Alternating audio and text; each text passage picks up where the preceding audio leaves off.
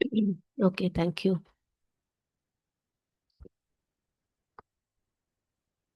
Yes, good evening, my dear children. How are you all? विद्या शक्ति के class में आप सबका स्वागत है। तो पिछले क्लास में हम लोग नेचर्स ट्रेजर पढ़ रहे थे, जिसमें कि हमने एयर के कॉम्पोजिशन के बारे में पढ़ा, इंपॉर्टेंस ऑफ एयर पढ़ा। उसके बाद बेटा हमने वाटर के बारे में भी पढ़ लिया है ना। तो वाटर क्या है? वाटर जो हमारी भूमि है, हमारा जो अर्थ है, उसके कितने भागों में वाटर है और कितना परसेंटेज जो है ड्रिंकिंग के लिए अवेलेबल है, ये सब हमने बातें कर ली थी। तो आज पिछले क्लास में जो हमने पढ़ा उसको ज़रा एक बार रिवाइज कर लेते हैं हम लोग। रिवाइज करने के बाद आगे हम बढ़ेंगे। Let's see the sources of water. हम देखते हैं पानी के जो स्रोत है वे कौन कौन से हैं और इनका इम्पोर्टेंस क्या है, देखते हैं।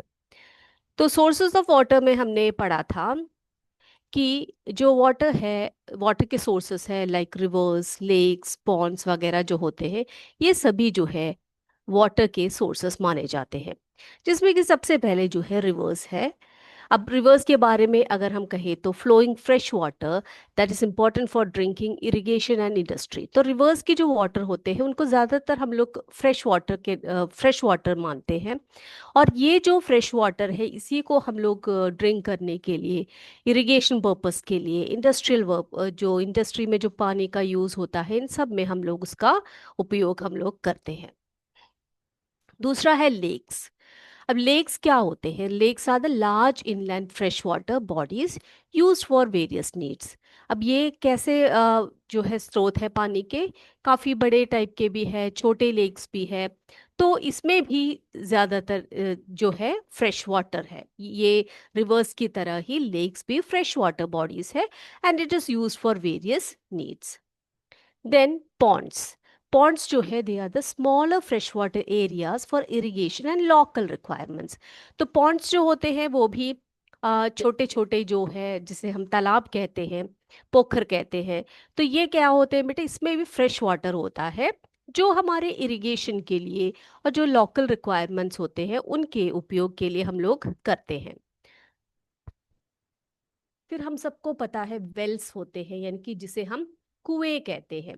अब ये जो कुएं होते हैं ये कैसे होते हैं बेटा? These are deep holes in the ground to reach underground fresh water. तो जो वेल्स होते हैं, रिवर्स की तरह, लेक्स की तरह नहीं है। वेल्स कैसे होते हैं? काफी डीप जो है होल्स होते हैं, जो हमें अंडरग्राउंड वाटर जो है प्रोवाइड करता है, जो फ्रेश वाटर होता है।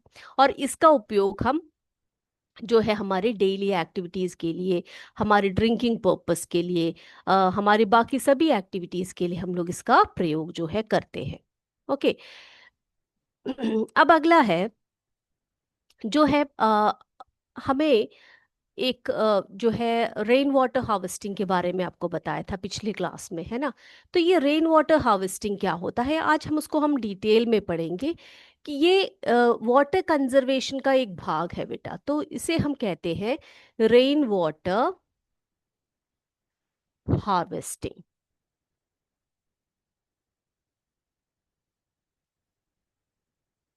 ठीक है। तो हम देखने वाले हैं आज कि ये रेन वाटर हार्वेस्टिंग क्या होता है, इसका इम्पोर्टेंस क्या है और इसके उपयोग क्या क्या है। तो यही हम लोग अभी देखेंगे। रेन वाटर हार्वेस्टिंग, उसका टेक्निक कैसा है, उसको किस तरह से हम लोग उपयोग कर सकते हैं। चलिए बेटा, अब ये देखिए, रेन वाटर हार्वेस्टिंग जो होता है एक ऐसा मेथड होता है जिसमें कि रेन वाटर को कलेक्ट किया जाता है and store the rain water. तो क्या होता है बेटा, जब बारिश होती है तो कई इंडियन स्टेट्स में कई ऐसे महीने होते हैं जिसमें भरपूर बारिश मिलती है ना। तो साउथ इंडिया वगैरह की तरफ को अगर आप आएंगे तो आप पाएंगे कि केरल जैसे राज्यों में जो है बहुत ज़्यादा बारिश होती है। और ये बारिश जो है, बारिश का जो पानी होता है, ये कई बार जो होता है ऐसे ही बहकर निकल जाता है और वेस्ट हो जाता है, बोल लीजिए अब। तो ऐसे में हम लोग एक बहुत ही इम्पोर्टेंट सा जो एक टेक्निक है जिसे हम वाटर को कंजर्व कर सकते हैं, उसमें से एक मेथड है रेन वाटर हार्वेस्टिंग। तो इसमें क्या होता है, सबसे पहले जो रेन वाटर होता है उसको जो है कलेक्ट किया जाता है और उसको स्टोर किया जाता है। ठीक है। तो इससे इसका क्या पर्पस होता है? The purpose of harvesting rain water is that 2/3 of water of the earth is covered with water. As we already learn that the earth 2/3 जो होता है, जो भूमि की जो 2/3 भाग होता है, वो पूरा पानी से ही भरा हुआ है। लेकिन उसमें से कुछ अंश ही जो है हम लोग पानी के जो है हमारे जो साधारण यूज के लिए, डेली यूज के लिए हम लोग उपयुक्त करते हैं, जो पीने लायक है। अब देखो बेटा, जो ओशंस होते हैं, सी वाटर होता है, उसमें क्या होता है, वो उसको हम डायरेक्टली हम लोग यूज़ नहीं कर सकते हैं। क्यों नहीं यूज़ कर सकते? क्योंकि ocean and sea water contain many dissolve salts and cannot be used for drinking, agriculture and domestic purposes, है ना। तो उसमें बहुत सारे सॉल्ट्स होते हैं जिसका हम लोग एग्रीकल्चर में भी उपयोग नहीं कर सकते, क्योंकि जो हमारे क्रॉप्स हैं वो डिस्ट्रॉय हो सकते हैं। ड्रिंकिंग पर्पस के लिए भी नहीं कर सकते, क्योंकि उसमें बहुत सारे डिजॉल्व सॉल्ट्स होते हैं जो जो है हमारे लिए हार्मफुल भी हो सकता है। और डोमेस्टिक पर्पस के लिए भी हम लोग इसका उपयोग हम लोग नहीं कर सकते, क्योंकि इस तरह के डिजॉल्व सॉल्ट्स जो है वो हमें डोमेस्टिक पर्पस के लिए भी हम उपयोग नहीं कर सकते। सो constant use of ground water, जो हम लोग लगातार ये जो ग्राउंड वाटर का यूज कर रहे हैं, इससे क्या होने वाला है बेटा, ये जो ग्राउंड वाटर है उसमें स्कैसिटी आ जाती है, उसमें कमी आ जाती है ना। तो आप सोचिए, हमारा जो पॉपुलेशन है वो बढ़ता जा रहा है और वाटर की जो नीड है वो भी बढ़ती जा रही है। तो हम क्या कर रहे हैं, हम लोग लगातार पानी का उपयोग करते जा रहे हैं, है ना। तो जो ग्राउंड वाटर है उसमें बहुत ज्यादा, अभी जो कुछ साल पहले तक जो ग्राउंड वाटर लेवल जो अच्छा भला था, वो कुछ ही सालों में एकदम से डिप्लीट हो गया है। तो इसके, इन सभी को प्रिवेंट करने के लिए, इन सभी से हमें मुक्ति पाने के लिए, लेकिन हमें क्या चाहिए बेटा, हमें अपने यूज के लिए पानी भी तो चाहिए। तो rain water harvesting clears the problem of depleting the ground water. तो ये जो रेन वाटर हार्वेस्टिंग ये जो मेथड है, ये क्या कर देता है, ऐसा जो एक प्रॉब्लम है, जो ग्राउंड वाटर डिप्लीशन का जो प्रॉब्लम है उसको सॉल्व करने का कार्य करता है रेन वाटर हार्वेस्टिंग। ठीक है। अब इसमें क्या होता है, इस जो टेक्निक होती है, जो रेन वाटर हार्वेस्टिंग होता है, इसमें क्या क्या चीजें होती है, कैसे किया जाता है इसको? तो बेटा सबसे पहले क्या होता है, collect the rain water at the roof top and then allow the rain water to travel through the pipes और drains and then attach a wire mesh to the mouth pipe which filters large fragments such as leaves etc. अब बेटा यहाँ पे देखिए, आप सबसे पहले तो क्या किया जाता है, आपके घरों के ऊपर जो पानी आता है, रेन जब होती है, जब बारिश होती है, तो रूफ टॉप में से उस रेन वाटर को क्या किया जाता है, उसको कलेक्ट किया जाता है। ठीक है। कैसे? उसको पाइप्स के थ्रू जो है इसको ले जाया जाता है, और क्या किया जाता है, एक जो है वायर मेश को डाला जाता है, और उसमें से जो है फिल्टर करके जो पानी है उसको कलेक्ट किया जाता है। अब ये जो पानी होता है, दिस रेन वाटर और this water is transported to the water tanks. आप जैसे कि देख रहे हो कि इस तरह से जब बारिश होती है, तो जो रूफ टॉप्स का जो पानी होता है, थ्रू पाइप्स, जो पाइप्स लगे होते हैं उनके थ्रू उसको एक बड़े से एक टैंक में कलेक्ट किया जाता है। उस टैंक में एक मेश लगा होता है जिससे कि वो पानी जो है वो फिल्टर होकर उसके अंदर आता है। ठीक है। नाउ दीज टैंक्स, ये जो इस टाइप के जो टैंक्स होते हैं जो हमें रेन वाटर हार्वेस्टिंग के लिए जो यूज करते हैं, these contains layers of sand, gravel, charcoal that will filter the dirt and other impurities from the rain water। तो बेटा रेन वाटर जब आता है, जब घरों के ऊपर से या फिर किसी भी सरफेस में लगकर ये आता है, तो वो पोल्यूटेड हो जाता है ना। थोड़ा बहुत तो पोल्यूशन होता ही है उसमें। तो क्या हो जाता है, जब इधर उधर लगकर ये पानी आता है, तो उस डर्ट को रिमूव करने के लिए या इम्प्यूरिटीज को रिमूव करने के लिए ऐसे टैंक का निर्माण होता है, या ऐसे टैंक को हम लगाते हैं जिसमें कि कुछ लेयर्स होते हैं। अब ये लेयर्स कैसे होते हैं, ये लेयर्स कैसे होते हैं बेटा, जिसमें कि layers of sand, gravel, charcoal, है ना, जिसमें कि रेत होती है, थोड़े से कंकड़ पत्थर होते हैं, चारकोल होती है, यानी कि जो लकड़ी का कोयला होता है, ये सभी क्या कार्य करता है बेटा, ये जो रेन वाटर है इसकी इम्प्यूरिटीज को जो है फिल्टर करने का काम करती है। तो ये जो टेक्निक है, जो इम्प्यूरिटीज को हटाकर जो रेन वाटर मिलता है, जो कलेक्ट होता है, उसका उपयोग हम हर कार्यों में अपने घर के डेली यूज के लिए हम लोग यूज कर सकते हैं। तो this is a very good method of conservation of water, ठीक है, जिसमें कि रेन वाटर को हम लोग क्या कर सकते हैं बेटा, रेन वाटर को हम लोग अच्छी तरह से कंजर्व करके उसको सेव करके रखा जा सकता है, ताकि हमें पानी की जो नीड है उसको पूरा कर सकते हैं। चलिए बेटा, तो हमने अभी देखा कि conservation of water is very important, है ना, वाट जो पानी है उसका कंजर्वेशन जो है बहुत बहुत इंपॉर्टेंट है। बेटा, व्हाट इज वाटर कंजर्वेशन, अब सोचिए कि वाटर कंजर्वेशन क्या है। तो हमने पिछले क्लास में देखा कि water conservation means the practice of using water efficiently wherever possible, thereby minimising its wastage, है ना।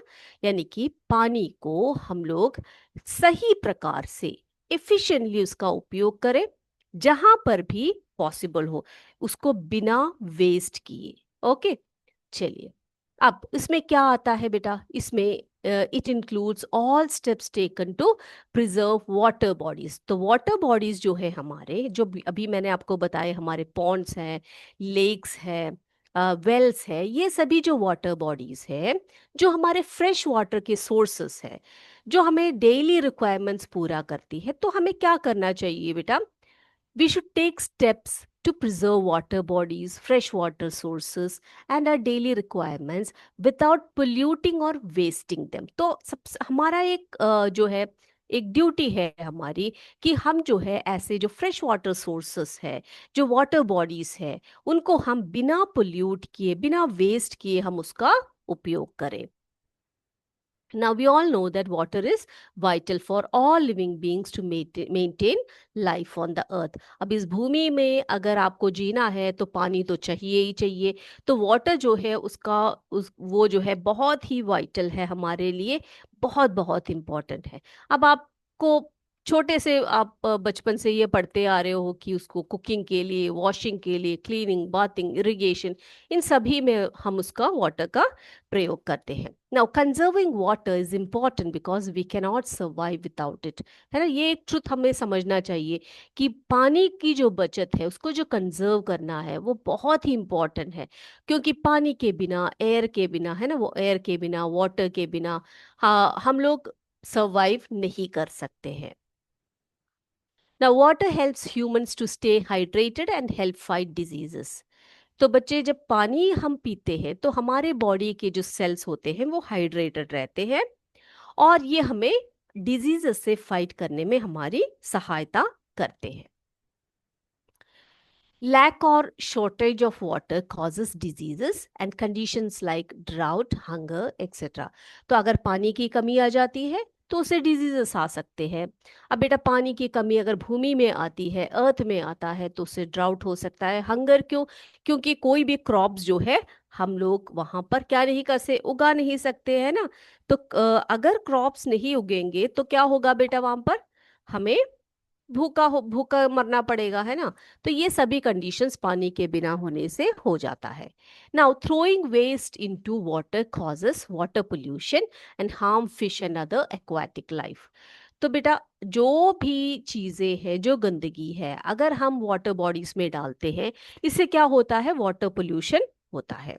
और ये क्या करता है, जितने भी एक्वाटिक लाइफ है उनको बर्बाद कर देता है। एक्वाटिक लाइफ मींस जो लिविंग ऑर्गेनिजम्स पानी में रहते हैं, उनको उनको क्या किया जाता है, उनको डिस्ट्रॉय कर दिया जाता करते हैं, उनको जो है सर्वाइव नहीं कर पाते हैं। Now, do not leave the taps open while brushing shave. अब क्या करना है आपने बेटा, आप नहाते हो, ब्रश करते हो, कई लोग शेविंग करते हैं, ये सभी इस समय पर कई लोग क्या करते हैं, वो टैप्स को छोड़ देते हैं खुला, ताकि पानी ऐसे ही बहता रहे। तो उसको अवॉइड करना चाहिए हमें। Now, use water in buckets to conserve water than choosing a shower up for bathing. तो बेटा, अगर आप पानी को कंजर्व करना चाहते हो तो आप घंटों घंटों शावर्स के नीचे बात करने से अच्छा है आप क्या कर सकते हो, बकेट्स का यूज कर सकते हो, है ना। क्योंकि बकेट्स को यूज करने से, बकेट में पानी का यूज करने से आप कम से कम पानी का उपयोग करते, लेकिन शावर जब ऑन ऑन होता है तो आपको पता भी नहीं चलता कि कितना पानी आपने वेस्ट कर दिया, है ना। फिर अभी अभी जैसे कि मैंने आपको बताया, rain water harvesting is a good method of preserving water, है ना। जैसे कि आपने देखा कि जो रूफ टॉप्स वगैरह में जो वाटर आता है वो पाइप्स के द्वारा कलेक्ट हो जाता है, और टैंक्स में जो है इसको कलेक्ट किया जाता है। और टैंक्स में कलेक्ट जब करते हैं तो उसमें कुछ लेयर्स होते हैं, जैसे कि कुछ लेयर्स जो होते हैं सैंड के, ग्रेवल के, कुछ कुछ जो है चारकोल से, जिससे कि वाटर जो है वो उसको फिल्टर किया जाता है। And this is a very good method of preserving water.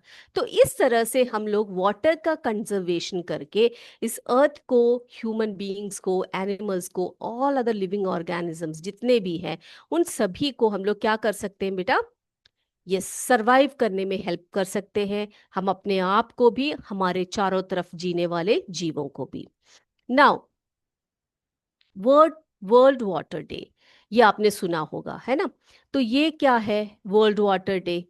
तो ये जो है, ये हर वर्ष 22 मार्च को सेलिब्रेट किया जाता है। इसको आप नोट करके रख सकते हैं बेटा। World water day is celebrated on 22 March every year. Now, it highlights the need to conserve water and avoid pollution, ensuring it remains safe for all living organisms, है ना। तो ये जो डे होता है ये हम क्यों मनाते हैं, इसका इम्पोर्टेंस क्या है, ये क्यों इम्पोर्टेंस देता है, पानी को कंजर्व करने के लिए इम्पोर्टेंस देता है ना। That means to avoid pollution, जो पानी में जो पोल्यूशन हम लोग करते हैं ह्यूमन बींग्स, उसको अवॉइड करने के लिए। और किस लिए बेटा, कि उस चीज को इंश्योर करने के लिए कि जो भी पानी हमारे भूमि में है वो सभी लिविंग ऑर्गेनिजम्स के लिए सेफ हो। ठीक है, तो हम लोग क्या करते हैं बेटा, तो डेट आप याद रखिएगा इसका, world world water day is celebrated on 22 March every year. और इसका क्या हाईलाइट है बेटा, क्या हाईलाइट है, it highlights the need to conserve water and avoid pollution, ensuring it remains safe for all living organisms। ठीक है, तो ये सभी बातें जो है आपने बहुत अच्छी तरह से याद रखना है। चलिए बेटा, अब हम पढ़ने वाले हैं एनर्जी फ्रॉम द सन। ठीक है, सूर्य से जो एनर्जी प्राप्त होती है, जिसको हम सन्स एनर्जी बोलते हैं, सनलाइट बोलते हैं, है ना। Energy from the sun. अब बेटा, सन जो होता है वो हमारे भूमि का, अर्थ का एक अल्टीमेट सोर्स कहा जाता है ना। सूर्य को जो है भूमि का एक अल्टीमेट सोर्स कहा जाता है। क्यों कहा जाता है सूर्य को अल्टीमेट सोर्स ऑफ एनर्जी? कोई बता सकता है बेटा मुझे? बताइए आप लोग, क्यों कहा जाता है? See, the importance of sunlight as a main source of energy. जो सनलाइट है, वो सनलाइट जो है हमारे भूमि का, हमारे भूमि में जितने भी लिविंग ऑर्गेनिजम्स है उन सब के लिए एनर्जी प्रोवाइड करता है ना। तो हमने पढ़ा है sunlight helps plants make their food, है ना, जिसको हम कहते हैं फोटोसिंथेसिस। क्या कहा जाता है उसको बेटा? फोटोसिंथेसिस कहा जाता है। The sun provides warmth and light to all living things. तो बेटा, हमारा जो भूमि है, जो अर्थ है, इस अर्थ में लाइट और जो वार्मथ है ये प्रोवाइड करने के लिए सन जो है हमें अपना पूरा जो एनर्जी देता है ना।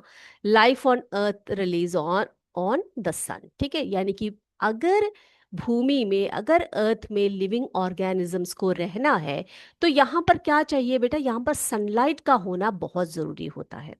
अगर सनलाइट नहीं होगा तो भूमि कैसे होगी, अर्थ का कैसा होगा बेटे? बेटे, अर्थ जो प्लैनेट है जिसमें हम रहते हैं वो प्लैनेट कैसा होगा? वो कोल्ड होगा, ठंडा होगा। यहाँ पर कोई लिविंग ऑर्गेनिजम्स नहीं रह पाएंगे, यहाँ पर कोई प्लांट्स नहीं उगेंगे, है ना। क्योंकि प्लांट्स को जो है उनको जीवित रहने के लिए उनको फोटोसिंथेसिस करना बहुत जरूरी होता है।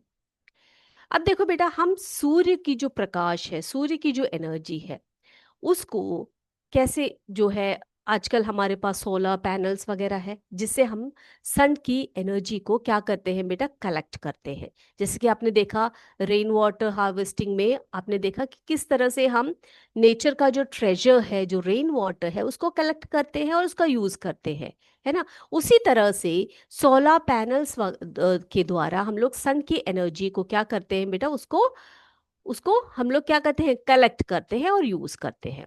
अब देखो इस एनर्जी को, यानी कि we can also use energy from the sun directly for cooking in a solar cooker और for heating water in a solar water heater. अब बेटा आपको पता होगा, आपने देखा होगा, अभी मैं अगला एक एक्टिविटी आपको दिखाऊंगी, जिसमें कि आप देखेंगे कि किस तरह से जो सोलर पैनल्स होते हैं, जिससे सूर्य जो है, सूर्य की जो किरणें होती है, उससे हम लोग सूर्य के किरणों को क्या कर सकते हैं, उसको हम लोग ले सकते हैं और उससे हम लोग इलेक्ट्रिसिटी प्रोड्यूस कर सकते हैं। तो उसी तरह से, उसी प्रिंसिपल पर वर्क करने वाला एक सोलर कुकर होता है, water heating solar water heaters होते हैं, जो किस पर बेस्ड होते हैं बेटा, सोलर एनर्जी पर बेस्ड होते हैं, ठीक है। Now, the sun is, as I told you, the sun is essential for life. Plants use sun's energy to produce food. Which animals consume. तो बेटा हम एनिमल्स जो है, जो लिविंग ऑर्गेनिजम्स है, यानी कि human beings and other animals, we depends upon the plants for our food, है ना। डायरेक्टली और इनडायरेक्टली हम क्या करते हैं बेटा, जो प्लांट्स होते हैं उन पर डायरेक्टली या इनडायरेक्टली हम लोग अपने फूड के लिए उन पर निर्भर रहते हैं। अब ये जो प्लांट्स हैं, इनको जो सन की एनर्जी से ये लोग अपना फूड बनाते हैं, जिसे एनिमल्स कंज्यूम करते हैं, and this cycle relies on the sun. अब ये जो साइकिल है ये चलता रहता है, making it our main source of energy, जो कि हमारा एक बहुत ही मेन सोर्स है। Now the sun plays an important role in water cycle by causing water to evaporate. अब बेटा इसको भी आपको पता है कि किस तरह से वाटर साइकिल चलता है ना। जब सूर्य की गर्मी आती है, सन के रेज जब भूमि पर हीट और लाइट जब आता है, तो from the water bodies the water gets evaporated, है ना। पानी जो है वो जो पानी के जितने भी सोर्सेस है, उसमें से इवापोरेशन के थ्रू वो वेपर्स बन जाते हैं। उसके बाद क्या होता है बेटा, ये जो इवापोरेशन होता है, इससे कंडेंसेशन का जो प्रोसेस होता है, उससे क्लाउड्स बनते हैं, है ना। कंडेंसेशन में क्या होता है, ये जितने भी जो वाटर मॉलिक्यूल्स होता है वो कलेक्ट हो जाता है, और क्या होता है, कंडेंसेशन के थ्रू जो है क्लाउड फॉर्मेशन फिर होता है। उसके बाद फिर उसमें से प्रेसिपिटेशन होकर रेन जो है नीचे की तरफ आता है, जो पानी के रूप में, ड्रॉप्स के रूप में, वाटर ड्रॉप्स के रूप में अर्थ में फिर से वापस आता है। और फिर से ये जो वाटर ड्रॉप्स होते हैं, ये these all get collected in the water bodies, है ना। तो इस तरह से ये जो साइकिल जो चलता रहता है, इसी को हम वाटर साइकिल कहते हैं। अब ये जो वाटर साइकिल है, it depends upon the sun, है ना। The sun plays an important role in the water cycle. अगर सन नहीं होगा तो इवापोरेशन नहीं होगा बेटा, इवापोरेशन नहीं होगा तो क्लाउड फॉर्मेशन नहीं होगा, क्लाउड फॉर्मेशन नहीं होगा तो कहाँ से प्रेसिपिटेशन होगा, कहाँ से रेनफॉल होगा, नहीं होने वाला। तो एक बार में ही पानी पूरा ऐसे कैसे पड़ा रहेगा, तो कुछ कोई वो लाइफ से जो वाटर साइकिल है वो चलने ही नहीं वाला। तो ये जो भूमि में जो हमारा वाटर साइकिल है, जो एक हमारा जो लाइफ है अर्थ पे, उसका एक बेस है, वो चलने के लिए the ultimate source is the sun. तो सूर्य जो है हमारे भूमि का एक अल्टीमेट सोर्स जो है, उसको माना जाता है। Is this clear? तो चलिए अभी हम एक छोटी सी एक्टिविटी कर लेते हैं, उसे हम आपको बताएंगे किस तरह से सूर्य की जो एनर्जी है वो किस तरह से हम यूज कर सकते हैं, है ना। तो सन की जो एनर्जी होती है उसे हम रिन्यूएबल सोर्स ऑफ एनर्जी कहते हैं। क्या कहते हैं बेटा उसको हम? Renewable source of energy. क्यों कहते हैं? क्योंकि वो हमेशा हमें उपलब्ध होता है ना, हमेशा हमें मिलता रहता है। अब सन देखो जब चमकता है, सूर्य चमकता है, तो हमारे पास यहाँ पर क्या है बेटा, आप देख सकते हो यहाँ पर एक सोलर पैनल लगाया हुआ है, ठीक है। अब ये सोलर पैनल क्या करता है बेटा, ये सन के हीट एनर्जी और लाइट एनर्जी को ये कैप्चर करता है, इसको ले लेता है। आप देख सकते हो सन से जो एनर्जी आ रही है, जो लाइट एनर्जी है ना, ये येलो कलर में आपको सन की जो है लाइट एनर्जी को दिखाया जा रहा है। और ये जब सोलर पैनल्स में आते हैं तो इसमें से ये क्या होते हैं, जो हमारे घरों में या बड़े बड़े बिल्डिंग्स के ऊपर लगे होते हैं, उनसे जो है कनेक्शंस लगे होते हैं, जो क्या करते हैं, यस, सोलर एनर्जी को, इसके लाइट एनर्जी को क्या करते हैं बेटा, इलेक्ट्रिकल एनर्जी में कन्वर्ट करते हैं, है ना। सोलर एनर्जी को क्या करते हैं, इलेक्ट्रिकल, ये जो ब्लू कलर में आपको ई करके दिखाई दे रहा है वो क्या है, इलेक्ट्रिकल एनर्जी है। तो sun light energy is converted into electrical energy. Okay, अब देखो बेटा, यहाँ पर देखो, इस घर में यहाँ पर हमने एक जो है वाटर हीटर लगाया हुआ है। सोच लीजिए आपके घर का एक वाटर हीटर है। अब जैसे ही इसमें से जो इलेक्ट्रिसिटी पास होगा इसके अंदर, तो क्या होगा बेटा, वाटर गेट्स हीटेड, है ना, ये गर्म होना शुरू हो जाएगा, बॉयल होना शुरू हो जाएगा। तो क्या होगा, जो सन की एनर्जी है, जो लाइट एनर्जी है, वो इलेक्ट्रिक एनर्जी में कन्वर्ट होकर, वो इलेक्ट्रिक एनर्जी फिर किस में कन्वर्ट हो जाती है बेटा, ये जो रेड कलर में जो दिखाया गया है आपको, वो थर्मल एनर्जी है। कौन सी एनर्जी है, थर्मल एनर्जी है, ठीक है। तो इस तरह से वो थर्मल एनर्जी में कन्वर्ट हो गया, देखा आपने। तो इस तरह से पानी भी बॉयल हो गया हमारा। अब देखो बेटा, अगर आप आपके घरों में बल्ब्स हैं तो बल्ब्स को भी जलने का काम जो है ये करवाएगा। क्यों, कैसे, जिस तरह से सन से जो लाइट एनर्जी आती है वो सोलर पैनल्स में लगेंगे, उसमें लगे हुए जो वायर्स के जो कनेक्शन है, हमारे घर में जो सर्किट्स वगैरह होते हैं, उसके थ्रू आता है, इलेक्ट्रिक एनर्जी में कन्वर्ट हो जाता है। और उसके बाद जो बल्ब है वो ग्लो करता है ना। तो उसमें से क्या आती है बेटा, लाइट एनर्जी भी आती है, और थर्मल एनर्जी, गर्मी भी आती है ना। गर्मी और जो है लाइट दोनों होता है बल्ब में। अब देखिए, आप इस तरह के जो बल्ब्स होते हैं, CFL बल्ब्स का वगैरह हम लोग यूज करते हैं, तो उसमें भी जो है इलेक्ट्रिसिटी का जो कंजम्पशन होता है वो कम होता है। तो हम लोग अगर सोलर पैनल्स का यूज करते हैं तो आप सोचिए हम कितना अपना इलेक्ट्रिसिटी बिल को बचा सकते हैं, है ना। अब देखो बच्चे, अगर हम ऐसे दिन जब सनलाइट कम होता है, क्लाउड्स ज्यादा होते हैं, तो क्या होता है, देखिए आप, जब क्लाउड्स ज्यादा होते हैं तो सन में से जो निकलने वाली जो एनर्जी है वो, उसका भी जरा आप देख लीजिएगा, ठीक है। एक मिनट, यस। तो एक क्लाउडी डे है, आप सोच लीजिए, तो क्लाउड्स भरे हुए हैं, तो वहां पर क्या नहीं होने वाला, ज्यादा गर्मी नहीं होने वाली है। तो बेटा जो सोलर पैनल्स वगैरह है, इसमें थोड़ी सी मुश्किल आ सकती है ना। तो यहाँ पे आप देख सकते हैं, इसको मैं, ये देखिए, ठीक है। अब जैसे जैसे बादल घटते हैं और सूर्य जो है अपना पूरे चमक में आ जाता है, तो आप देख सकते हैं यहाँ पर ये जो है ये अपना काम शुरू कर देता है, देखा आपने, देखो, यस। तो इस तरह से ये अपना कार्य करता है। अब यहाँ पर देखो, हमने वाटर हीटर लगा दिया। अब यहाँ पे देखिए आप, यहाँ पर हमने बल्ब लगा दिया, एक और बल्ब लगा दिया। अब देखो बेटा, यहाँ पर फैन भी चला सकते हैं हम लोग, है ना, देखा आपने। तो कितना यूज है सोलर पैनल का, सोलर एनर्जी का हम लोग बहुत ही अच्छे तरीके से यूज कर सकते हैं, है ना। तो instead of using the fossil fuels, जैसे कि आप फॉसिल फ्यूल्स वगैरह का यूज करते हैं, कोल, पेट्रोलियम, या फिर हम कह सकते हैं वाटर एनर्जी का यूज करते हैं, है ना, तो उनकी जगह पर हम लोग जो है इस तरह से सोलर एनर्जी का उपयोग कर सकते हैं। तो सोलर पैनल्स वगैरह की सहायता से हम लोग बहुत ही अच्छे तरीके से इसका उपयोग जो है कर सकते हैं। ठीक है, इतनी बातें सभी बच्चों को क्लियर हो गई है बेटा।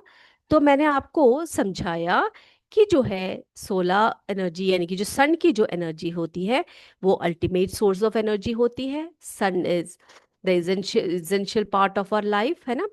प्लांट्स जो होते हैं सन्स की एनर्जी को लेते हैं और अपना भोजन प्रोड्यूस करते हैं, जिसको एनिमल्स कंज्यूम करते हैं। और ये जो साइकिल है ये चलता रहता है। और सन जो है एक बहुत इंपॉर्टेंट रोल प्ले करता है किसमें, जी हाँ, वाटर साइकिल में, है ना, क्योंकि वाटर साइकिल में क्या होता है, वाटर पहले इवापोरेट होता है, उसके बाद फिर क्या होता है बेटा, उसके बाद जो है वो कंडेंसेशन में का कार्य करता है, उसके बाद वो क्लाउड फॉर्मेशन, प्रेसिपिटेशन से फिर से पानी जो है भूमि में आता है। तो हमने देखा energy from the sun which is nature's treasure, rain water harvesting के बारे में हमने देखा। और हमने ये भी पढ़ा आज कि जो वर्ल्ड वाटर डे है वो कब मनाया जाता है। जो वर्ल्ड वाटर डे है वो हम मनाते हैं 22 मार्च एवरी ईयर। हर साल हम लोग जो है इस दिन को मनाते हैं, यानी कि 22 मार्च को ये किस रूप में मनाया जाता है बेटा, वर्ल्ड वाटर डे, है ना। अब इसको भी आप नोट करके रखिए, भूलिएगा नहीं। तो आज के क्लास को यहीं पर हम वाइंड अप करते हैं, अगले क्लास में आपसे फिर मिलेंगे। तब तक जय विद्या शक्ति, जय हिंद, जय भारत। धन्यवाद। Thank you sir.